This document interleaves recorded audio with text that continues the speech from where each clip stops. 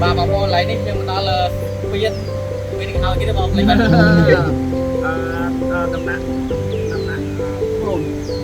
đặt cái bôn ra tiền đặt cái bôn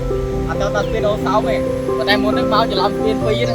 hàng lại tiền nó hàng tiền ấy lấy vào đây đấy chỉ làm tiền đâu sao ta lấy đi làm tiền này mà tính đến trăm mà thật tiền đâu sao mà tao muốn mày và nó từ bên tiền chung với chính ta ra tiền đặt bôn ស្ទឹងដំណាក់ក្បូនមានស្ពានកាត់ស្ទឹងបង្ហាញសម្រស់ដ៏ស្រស់ស្អាតជាពិសេសនារដូវវស្សាទឹកហូរកាត់ថ្មរដូវប្រដប់ក្រោមស្ពានអមជាមួយនឹងទេសភាពដ៏ស្រស់ត្រកាលនិងដងភ្នំតូចធំសំឡេងទឹកហូររឹកៗនិងសូរសៀងបាក់សីចម្រុះស្រែកច្រៀងត្រហឹងអើងកងស្ដាប់ទៅហាក់ដូចជាដូរតន្ត្រីធម្មជាតិមកប្រគំចាំទទួលភ្ញៀវទេសចរដែលបានឆ្លងកាត់ទីនោះរីឯអាប់និងដុំពពកមីដេដាស់ក៏ប្រាស់ចុងព្រៃកាន់តែបង្ហាញសម្រស់មួយកម្រិតទៀតធ្វើឲ្យភ្ញៀវទេសចរដែលបានឆ្លងកាត់ទិដ្ឋភាពបែបនោះកាន់តែជាប់ចិត្តពុំអាចទៅហួសបានអារម្មណ៍ដែលធ្លាប់តែមានទុក្ខសោកសៅក៏ហាក់រលាយបាត់រសាត់ទៅតាមទឹកស្ទឹង